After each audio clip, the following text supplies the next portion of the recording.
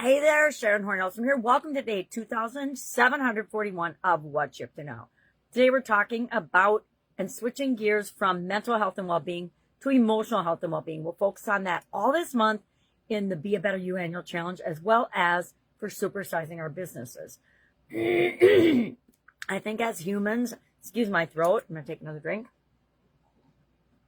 We underestimate how emotional we are as human beings. I know I did. I always thought, being an engineer and science and math-based thinker, I always thought I was very objective and so rational and wise in my decision-making and my choices. But hindsight being 2020, as I look back on my life, I'm like, oh my gosh, everything I've done has been based on how I want to feel.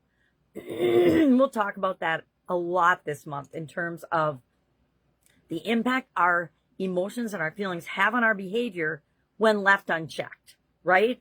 Because we all have the ability to control and manage our emotions and our reactions and our response to different stimuli.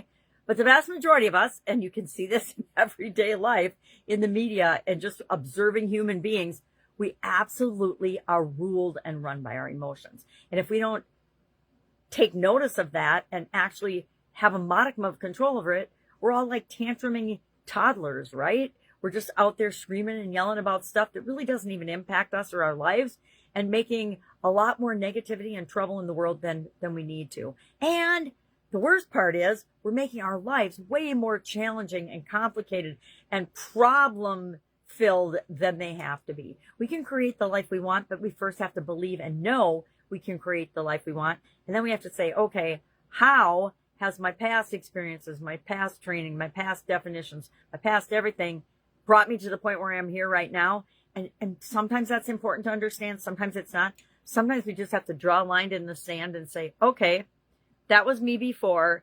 This is how I'm going to be now and moving forward, and make some changes and use some tools and some strategies to help us more quickly create the life that we want, right? We can do it the slow way or we can do it the fast way. I'm always a proponent of, once we realize something, let's create what we want as quickly as we possibly can.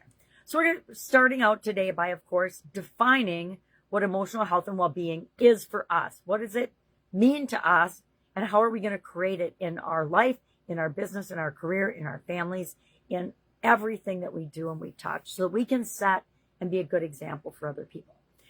I often say we are either an example or a warning. And in some ways, I'm a warning. I know it, and I don't struggle with it, but I realize it. And when I see it in my face, I'm like, oh my God.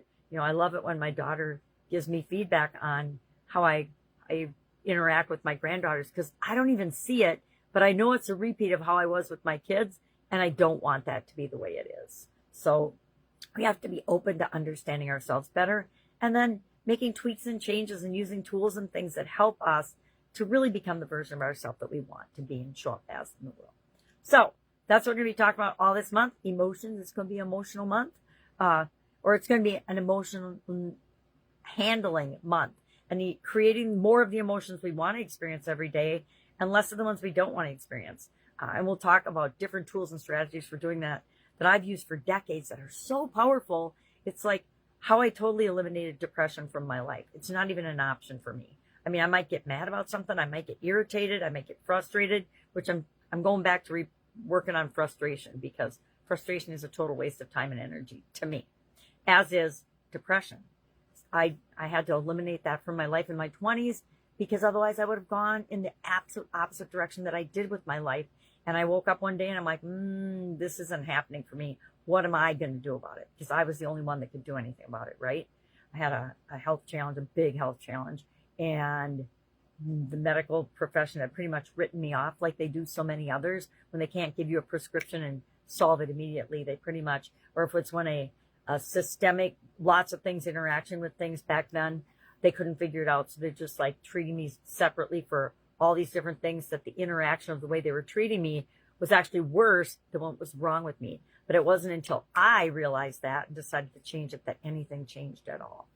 All right, that's it. If I can help you in any way, ask. Otherwise, have an amazing day. Define emotional health and well-being for you, so we can jump into a new topic tomorrow. All right, have a great day, and I'll, of course, be with you tomorrow.